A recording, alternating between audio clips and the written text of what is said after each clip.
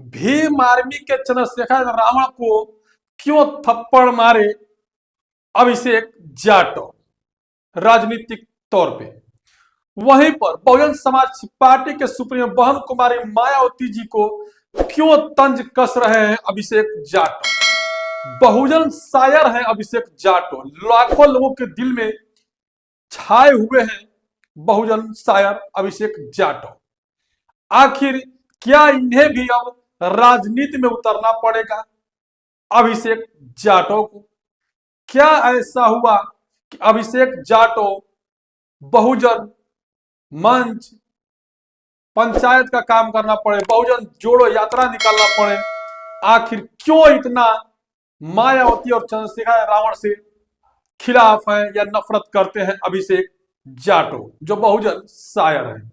मैं एक एक बातें आप लोगों को बताऊंगा अभिषेक जाटव को लेकर के, लेकिन इससे पहले मैं अपना परिचय देता हूं। मेरा नाम गिरिजा प्रसाद और आप देखना शुरू कर चुके हैं बदलते भारत। सोचिएगा जरा, वह है अभिषेक जाटव जो बिग बॉस से निकलते हैं और जो लाखों करोड़ों बहुजनों की दिल में अपना जगह बना लेते हैं शायर के माध्यम से। लेकिन पिछले 3-4 दिन से यह चर्चा में है कि बहुजन समाज पार्टी के सुप्रीमो बहन कुमारी मायावती जी को लेकर के और भीम आर्मी के संस्थापक चंद्रशेखर रावण तथा सहजात समाज पार्टी कांसीराम के संस्थापक चंद्रशेखर रावण पर आग बबूले हैं। यह मध्य प्रदेश के ग्वालियर का जो तस्वीरें आप देख रहे होंगे, महापंचायत, बहुजन महापंचायत, जिसमें अभिषेक जाटव मुख्य अतिथि के रूप पर बुलाए गए थे। लेकिन अभिषेक जाटव ने ऐसा क्यों कहा? अभिषेक जाटव चंद्रशेखर रावण को कह दिया कि यह केवल अपने सत्ता के लिए भूखे हैं, समाज के लिए कोई नहीं है। समाज पे हर रोज कहीं ना कहीं रेप, बलात्कार, उनके साथ मारपीट, छुआछूत, भेदभाव होता है, लेकिन ये लोग केवल दिखाने के लिए हैं, समाज के वाकई में मूल रूप के लिए नहीं। यह बहुजनों को तोड़ने का काम कर रहे हैं जो चंद्रशेखर रावण और मायावती जी को लेकर उन्होंने कहने लगा। दोनों के बेकायदे दोनों का तस्वीर लगा हुआ, आप लोग देख रहे होंगे कि ये दोनों का तस्वीर है, मायावती जी और चंद्रशेखर रावण का। उन लोग जो अभिषेक जाटव है उनका कहना यह है कि ये दोनों बहुजन समाज के लोगों को तोड़ने के लिए काम कर रहे हैं। अगर ऐसे हमारे संगठन बनते रहे, ऐसे हमारी पार्टियां बनती रही और हम नए नए रोज पौधा उगाने में लगे रहेंगे तो कब हम इस पौधे का फल खाएंगे? आखिर इस फल का हम कब तक इंतजार करेंगे? अभिषेक जाटव ने बहुजन समाज पार्टी के सुप्रीमो बहन कुमारी मायावती जी को लेकर कहा कि अगर बहुजन समाज जिस वक्त एकजुट था तभी बहन कुमारी मायावती जी उत्तर प्रदेश के सबसे बड़े सूबे की 4-4 बार मुख्यमंत्री रही। आखिर क्यों उनसे लोग नाराज हो गए? क्यों संगठन अलग अलग लोग बना रहे हैं, लोग पार्टियां बना रहे हैं? कहीं ना कहीं बहुजन समाज पार्टी में भी कमियां दिखाई देती हुई नजर आ रही है। लेकिन इसका मतलब यह नहीं कि हम नए नए संगठन बनाते रहे, नए नए पार्टियां बनाते रहे और सत्ता से सालों साल दूर होते जा रहे हैं।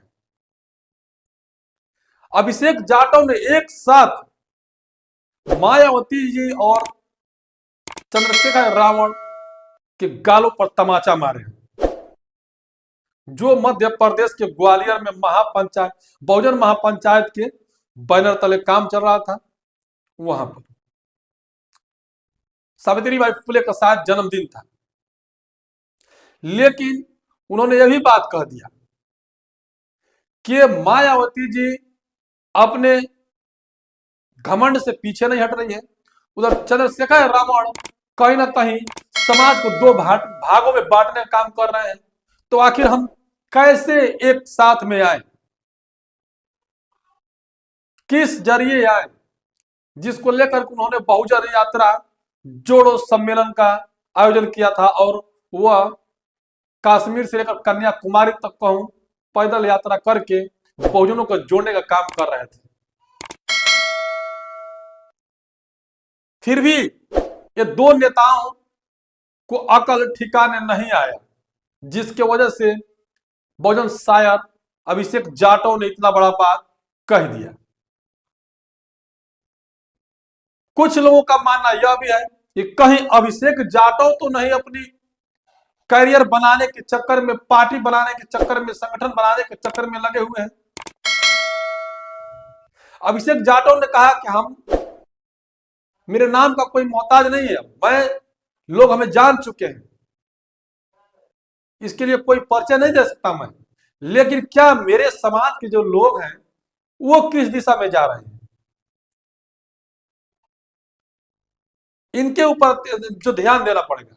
आखिर क्यों ऐसे कर रहे हैं, जो आपस में बढ़ते जा रहे हैं, हम लोग जोड़ने का काम कर रहे हैं, वो लोग टूटने में काम लगे हुए हैं। मायावती जी को उन्होंने लेकर कहा कि मायावती जी आखिर अपने हट से पीछे क्यों नहीं हटते, क्या है इसके पीछे का राज, क्यों बहुजनों को बर्बाद करना चाहती है। लेकिन बात यहीं तक नहीं रुकती है। नगीना से चुने गए प्रत्याशी, जो लोकसभा प्रत्याशी शाहजहां चंद्रशेखर रावण जी हैं, उनको भी लेकर वो बड़ी बात कह दी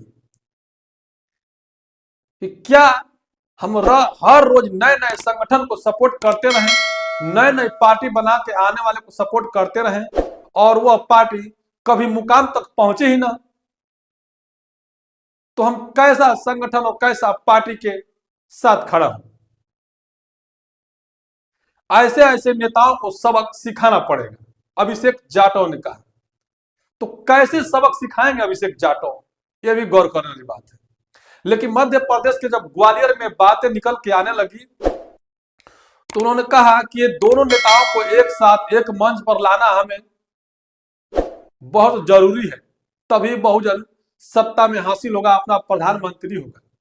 यानी बहुजन समाज के जितने भी शुभ चिंतक हैं, जो वाकई में, जो रियल फैक्ट के तहत कि जो रियल मुद्दे पर बात करने वाले हैं, जो रियल चाहते हैं कि वाकई में बहुजन समाज पार्टी हो या चंद्रशेखर रावण हो या बहुजन समाज के लोग प्रधानमंत्री बने या मुख्यमंत्री बने, लोकसभा में चुनकर जाए, राज्यसभा में चुनकर जाए, हमारी आवाजें उठाएं, अंबेडकरी मिशन मूवमेंट की जो विचारधारा वाले लोग संसद में पहुंचे, ये अभिषेक जाटव ने कहा।